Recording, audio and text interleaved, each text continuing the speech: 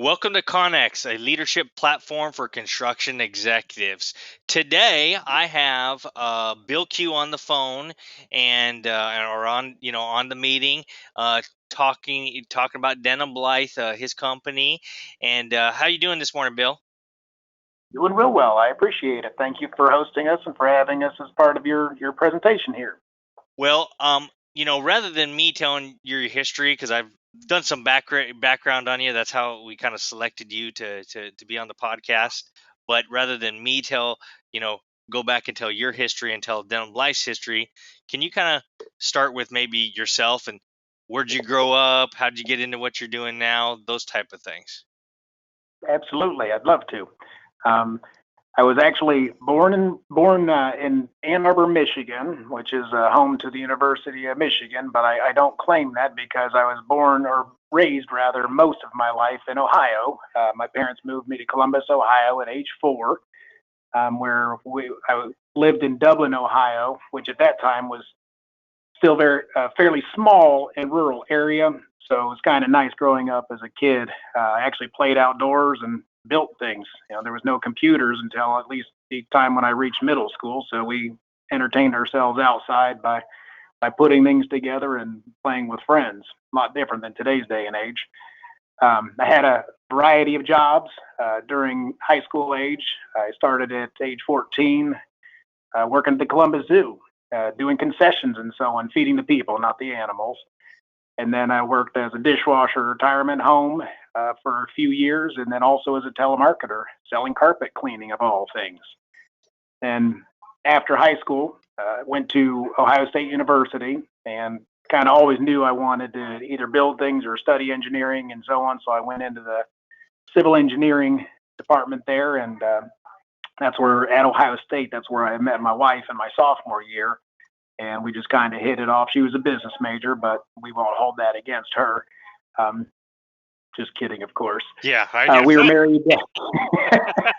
Well, she may not be happy with it, but no, we tease each other. She tells me I'm an engineering nerd, and I tell her at least I'm not a business major. So we get each other. But we were married right after college, and then we actually moved down here to Lexington from Columbus to take on her job with Ashland Oil, which is now Valvoline here in town. But the plan was always that we would come down here. I would go to graduate school for civil engineering at UK, and then as soon as I was done with that, we'd move back north. Just once I got my education done, we'd go back up and kind of live our life in Columbus. But during that time of grad school, I found a job with Denham Blythe Company, or I still am, but that was back in 1995, which was my second year of grad school, just to get a little bit of experience in design. I was fortunate enough to get hired on, and I was a structural engineer in the design department for about 5 years. I did enjoy it, and that's why we stuck around a little bit longer, still planning to move back north. But then from there, things just progressed. I became a field superintendent on a project in 2001, and then a project manager following that in 2004. And at that same year, I was promoted to be one of the vice presidents here. And then, the rest is history. In 2017, I took over the position of CEO here. And now I'm 25 years after I started what I thought would be a 2-year job. I'm still here. So can't get rid of me. That never did find our way back north. Well, just goes to show you that you never know what life's going to hand you, so you do the best you possibly can wherever you are. Absolutely, absolutely, and we've loved it here. Coming down here from the Columbus area, we found that the people are that much nicer. There's a month less of winter, and it's still a college town. It's a great place to be. We love it here. So can you back up with, and I appreciate your background. I was going to ask you if you're a Michigan or Ohio fan, because I know that's the biggest rivalry in college football, but hopefully you're a UK fan. Well, the funny thing is, when I was a kid, since I was born in Michigan and my grandfather was actually a professor at the University of Michigan, I rooted for the Wolverines, even though I lived in Ohio, until I went to Ohio State. Then I became an Ohio State football fan and still am to this day. But I don't wish Michigan any ill. It's a fun rivalry. But I love UK football because the funny thing is we have no expectations. We love to see them play. We love the team. We love the school. And they can wake up any day and beat any team in the nation. when things are clicking. So Oh, I'm a absolutely. big UK fan. It's a lot of fun. Well, I always tell everybody the story because I don't know if you remember, gosh, how many 7, 8 years ago when UK beat LSU when they were ranked #1. So Absolutely. and then I remember the triple overtime they beat Arkansas. That maybe it was the next year after that. You just go and they were ranked, so it just goes to show you that you're right. Any day, anything can happen. Absolutely. So Absolutely. And that's what makes it fun to watch. absolutely, absolutely. So tell us about Denham Blythe. When did it get started? How long has it been around? What kind of work does it do? Sure, sure. Denham Blythe Company actually started when I was 4 years old. They started in 1976. There was two civil engineers that started it, Dale Blythe and Charlie Denham, hence the Denham Blythe. They decided to partner up and create a consulting design team. And their goal was just to provide architectural, civil, and structural design services. And their background was industrial, so that was kind of their focus, was those design services to industrial clients. But then they quickly found out that the clients didn't just want design, they were desperate to find a single source construction solution that would provide both the design and the construction component under one hat. So they didn't, you know how the finger pointing can be between designers and constructors. So they wanted single source, also known as design build, as we all know now. Mm-hmm. So they started as they did small projects. It was just the two of them initially, and they would use that design build method. They brought on some superintendents and some other designers and so on. And then a few years later, when the Toyota facility came to town up in Georgetown, uh, really between self-performing some of the foundations for that facility during its initial construction, and then working with many, many of the second and third tier suppliers that Toyota brought to town and to the Central Kentucky region, they really became an established design build player in the Central Kentucky market. And obviously, that was well before my time with Denham Blythe, but that's really what helped to put Denham Blythe on the map, as well as a lot of our competitors here in town. The Toyota coming to town was a big Mm-hmm. impact on all of us. And then Charlie Denham, he actually retired in 1990. So I knew him through meetings and so on after he had retired, but I never had the opportunity to work with him. But I got to work with Dale Blythe for many years before he retired in 2002, and he was a huge mentor for me. He was a structural engineer as well and taught me a lot of things, and I really loved working with him till his retirement. And since then, we just, as a company, maintained a succession plan that's really allowed Denham Blythe Company to continue to grow and flourish. And we've gone from being a Kentucky-only client base to a national client base over the past 40 years. And in 1999, opened our Nashville office in Tennessee. And then just a few years ago, we also opened a South Carolina office in Greer, South Carolina, real close to Greenville. So, it's just been a good 46 years for us. Is the company still owned by the family, or is it a employee-owned company, or how is it set up? That's a good question, and it's actually a sub S corporation. So there's 9 of us in ownership, and basically it's been a succession plan where Dale transitioned his ownership to 2 other individuals who transitioned their ownership over the years to 3 additional individuals. And now we're on I guess you'd call it the 4th tier of ownership. And it's myself and 2 others as the prime owners. And we've got others lined up behind us that they'll take the torch and keep it burning. And, it's been a very successful transition that's allowed the company to be healthy and not miss a beat as far as the growth and development through the year. Well, that's great because as you very well know, there's very difficult to go from you know generationally go from one generation to another, and the fact that your guys are basically 4 generations in, that's a great thing. That says a lot about your company. Absolutely. Well, and I can't take credit. It's a process that Dale had set up many, many moons ago, and it helps us to identify key players that really have the business in their heart, and have the core values in their heart, and really to cultivate those folks, to reward them, and also just it's a benefit for the entire company, for all of our employees, because it allows us to have strong leaders for the future. Absolutely. Do you what's the core focus of Denham Blythe? When I first heard of Denham Blythe, I was in the military and I wasn't around this area. When I first heard Denham Blythe, I was working at Mason and Hanger, and Mhm. and one of the guys that worked with me, one of my PMs, he worked down at Corning with you guys. And that's the Okay. first thing I heard about Denham Blythe. So, but I never understood 100% your core focus. So, what is your core focus today? And it sounds like it's changed over time. Well, let me get into that here in 1 second, but I'm going to ask you a question on the reverse side real quick. I'm guessing that project manager at Mason Hanger might have been Michael Patterson. Yeah, it is actually. Okay, and the reason for my question is because he is one of the next tier of ownership here, and he actually came from Mason Hanger to Denham Blythe, and his relationship or his connection with Denham Blythe came through Corning, and Corning is been a long time customer of ours. They've been great to work with. They're somebody that we value dearly, and again, it's a relationship building for us that we do with owners like Corning, and so it's a small world, but I digress. So to answer your core focus question, about 85% of our projects each year are design build projects, and that really is our core focus. And what I mean by that is we're also heavily into the industrial sector, with more than 70% of our jobs each year being with industrial clients like Corning or like folks like Kroger, where they have just production facilities all across the United States and they take us places, and folks like Toyota as well.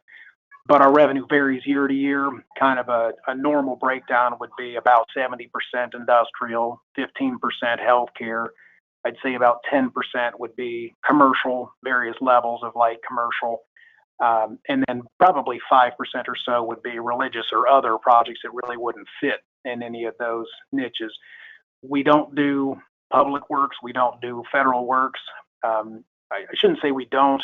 We seldom do state or local government projects. We will do those in tight times, but we really prefer not to. It's just a different market. It's not so customer service based at that point. So when you went over, and thank you for doing a good job. I know you guys have a long history, and it's tough when you have a long history to kind of summarize everything. But in your mind, what significant event really shaped the business model that you guys have today? I would say the most significant event would be, kind of as I mentioned with Dale and Charlie figuring out real early on that they always wanted to be a consultant. They wanted to keep their owners happy, but their owners made it clear to them that design build was what they really wanted. They wanted the complete package, if you will. So from a singular significant event, what I would have to say would probably be Toyota coming to town. But the most significant shaping of our company became when they transitioned from the concept of a consulting engineering firm to a true design build construction firm, because there's many consultants out there, and it's relatively easy. You can be a one person consulting store or shop, if you will, but it's not so easy to really be a true design build company. There's a lot of folks out there, a lot of companies out there that say, well, we're design build, but really what they are is they're a general contractor that partners with consulting designers or vice versa. Whereas we, under one hat, Denham Blythe has an in-house design department of almost 30 folks, and we have a construction force of more than 100 folks, and then we have construction managers that are about 40 folks. So we're all components under one hat, and that's unique, in my opinion, especially for the Kentucky region. I'm not aware of anyone else that has that level of each arm under their own roof. So you guys decided to keep so you have a self-performance section in your company. Absolutely. We do a lot of the self-performing of things like concrete, smaller site-related work, and interiors, finishes, that kind of thing. But we really like to maintain the ability to do the foundations and the concrete work, simply because it gives us first of all, competitive advantage in many respects, but also it gives us better control over the schedule. Because as you know, once you get out of the ground, once you get the concrete in and you can go to town on the construction project, everything else is fairly linear. I don't want to say independent of weather, but it's not really dictated so much. And if you're dependent upon others to kind of get you through that first phase of the concrete after the site work's complete, it can really bog you down, and it can really cost you very valuable weeks and months on a project.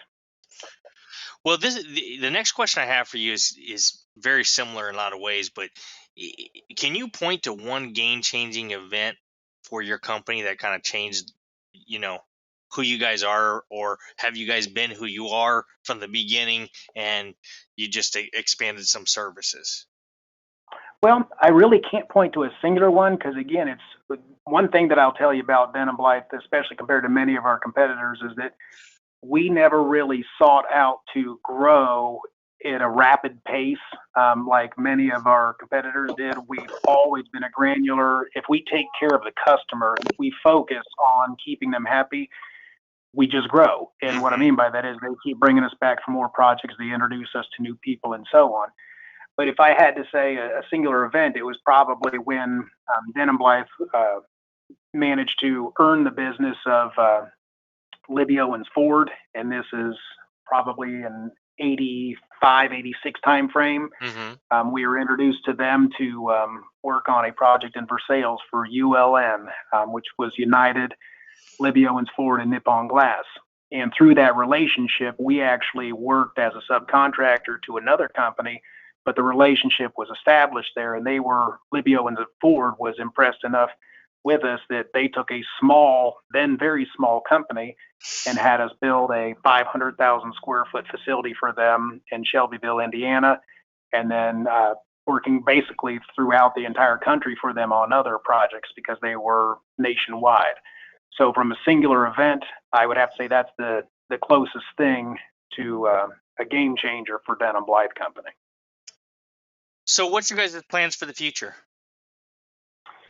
Well, continue to grow, continue to take care of our customers, because again, our focus is always just if we have owners and they have needs, even if we're not perfectly equipped to take care of those immediate needs, we'll figure out how to do it. And the more that we take care of our customers, the more that we meet their expectations, requirements, and exceed them, the more we just continue to be inundated, for lack of better terms, with more and more work.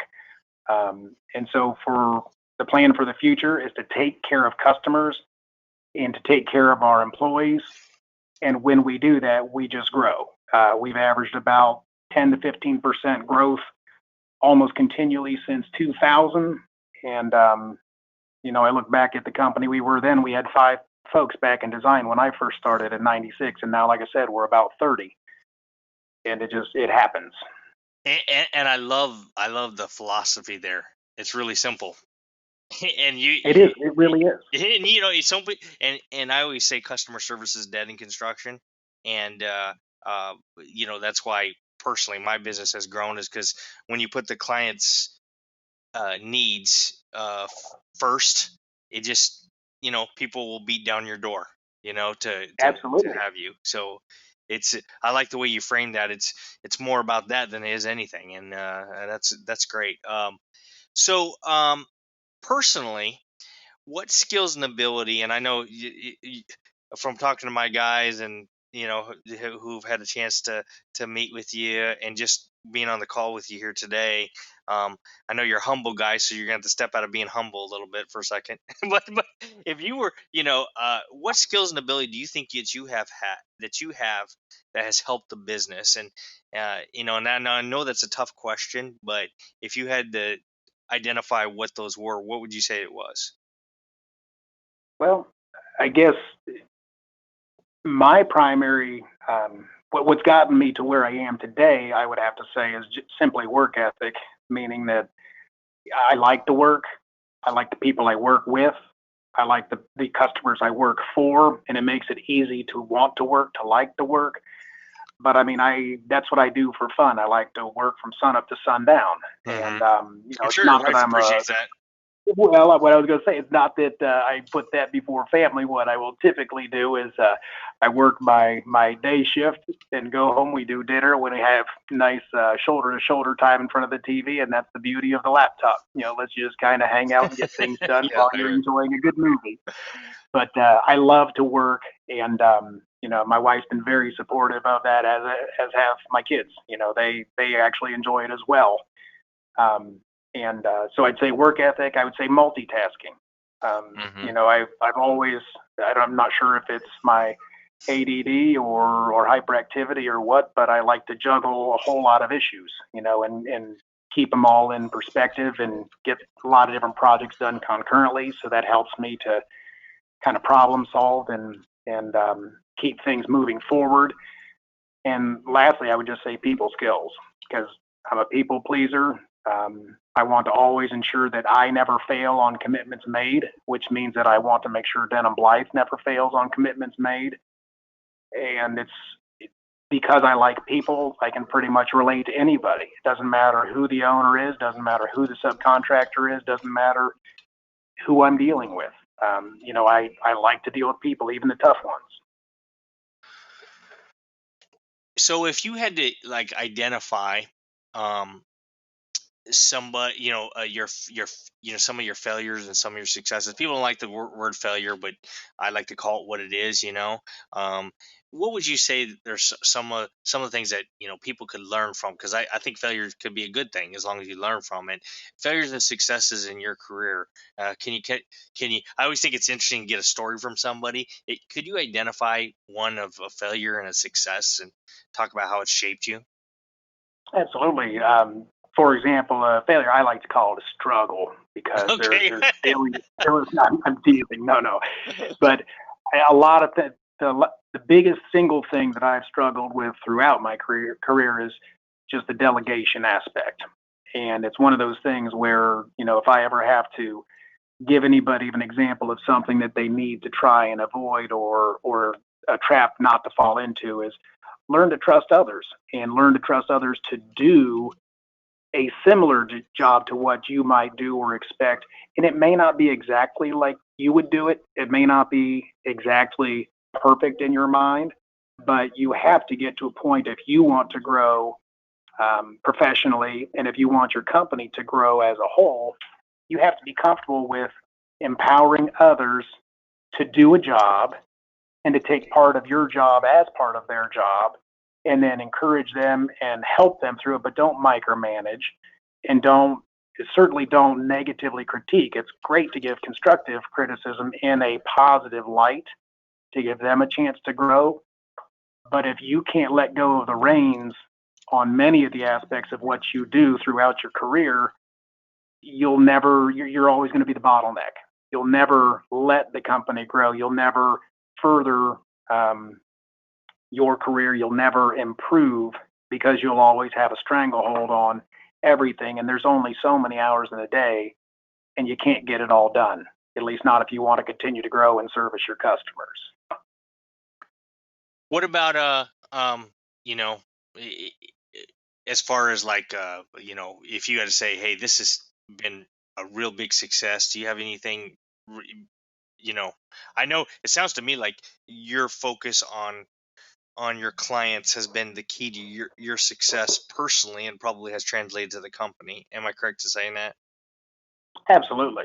And that's one of the things that, as far as successes is concerned, every day that we get a repeat customer coming back and saying, "Hey, I have another project. I want you guys to look at it." That's a success for us. Hmm. Can I point to a singular? Here's the biggest success of our life. No, we've had. We have had monster projects come in that oh, we earned that and we're happy, and yes, that's absolutely a success, but it's one of a multitude, and I certainly wouldn't want to give one of our projects, one of our customers, one of our um, opportunities any more credit for our success than any other because even the smallest one. In fact, I tell owners all the time, I would love to come out and do your flagpole base, or I'd love to come out and do your 1,000,000 square foot building. I don't care. I just want an opportunity to work with you, to earn your business, to show you that we'll do what we say we'll do, And when we do, then you will be back for that next flagpole base or next building expansion or next great opportunity.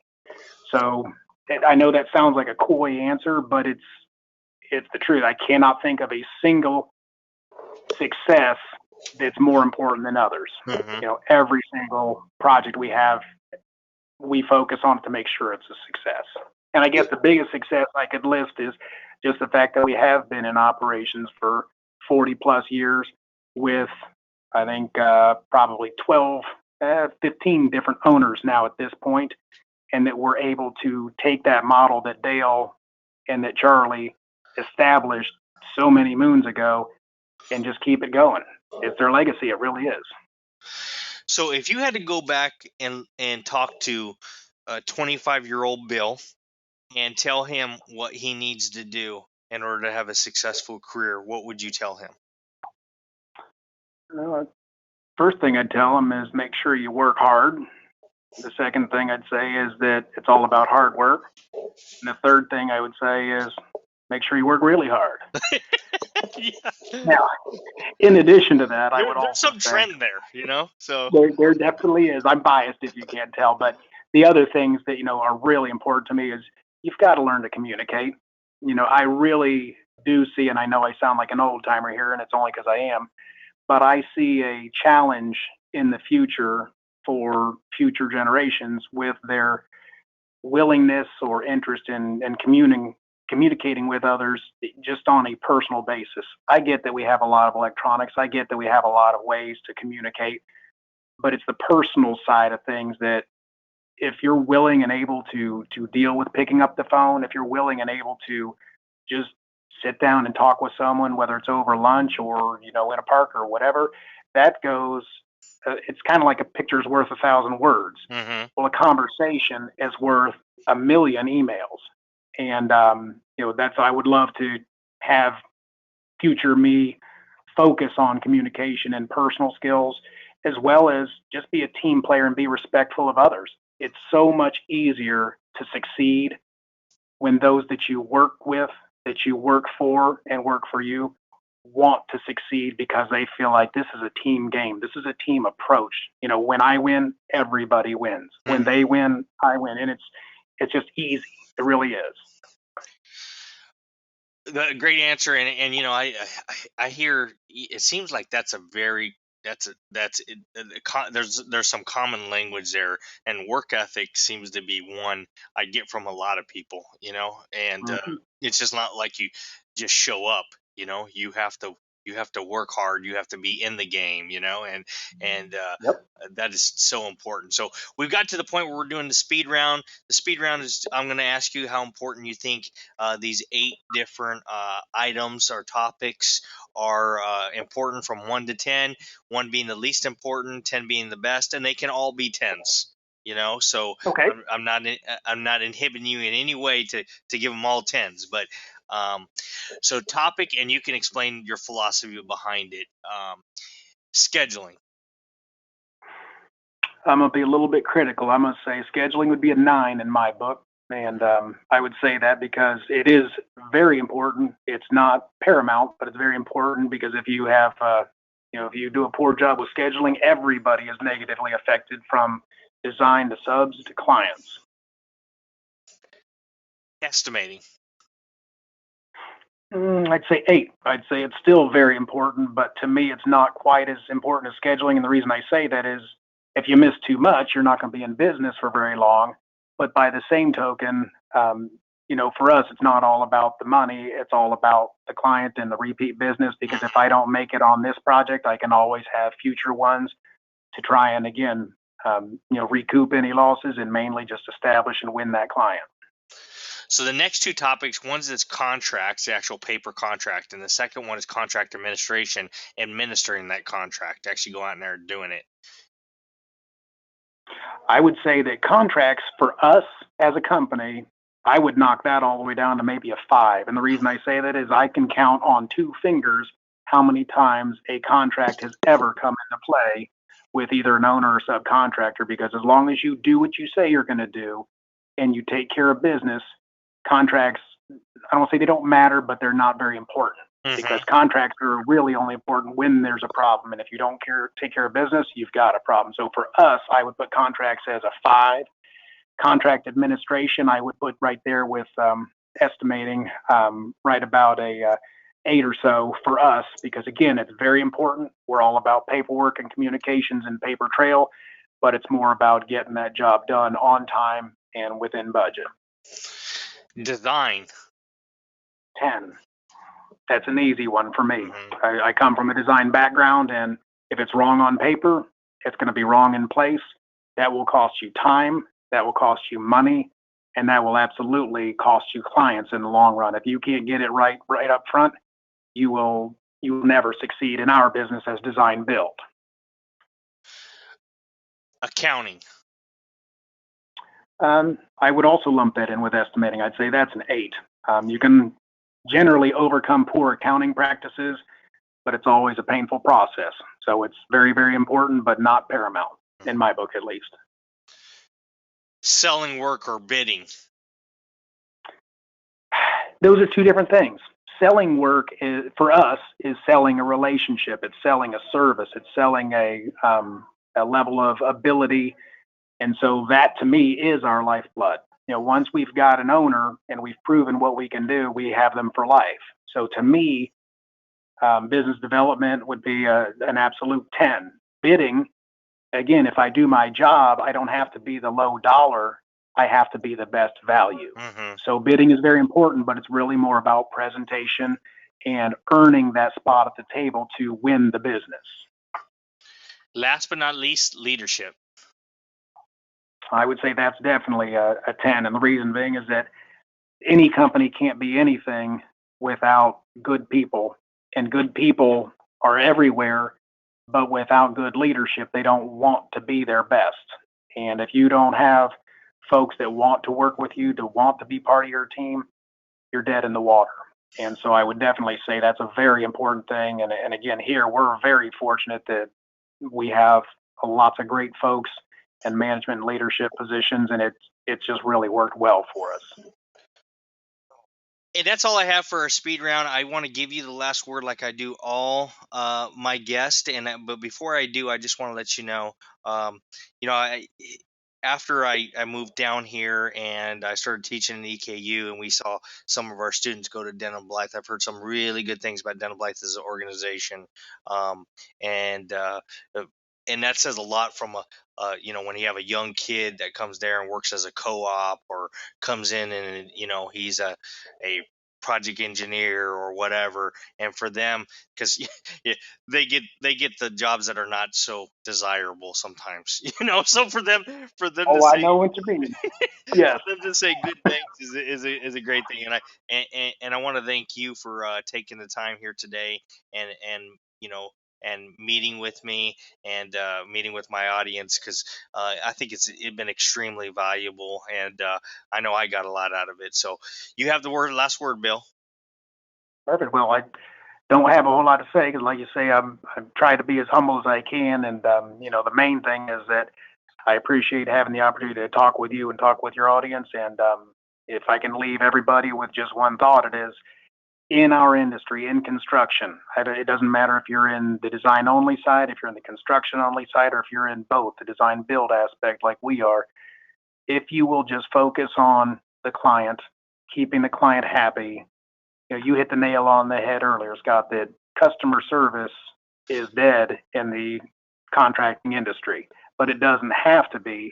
And when you focus on it, everything else falls into place. Business is easy, clients are easy, projects are easy, and it's just so much more pleasant. Most of general contracting is a battle. It's, how do we get every nickel out? How do we get every dime out?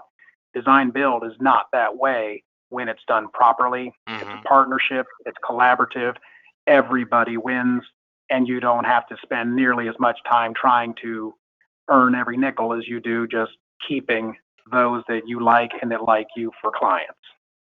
So, well, that's some great advice, Bill. For my audience, join us again for another podcast in another week. And last, before we leave Bill Q, I want to just tell you thank you again, and I wish you and your company the best of luck. We really appreciate it, Scott. You as well, and take good care of Ace Consulting and keep focusing on the customer. You know you will. Thank you, Bill.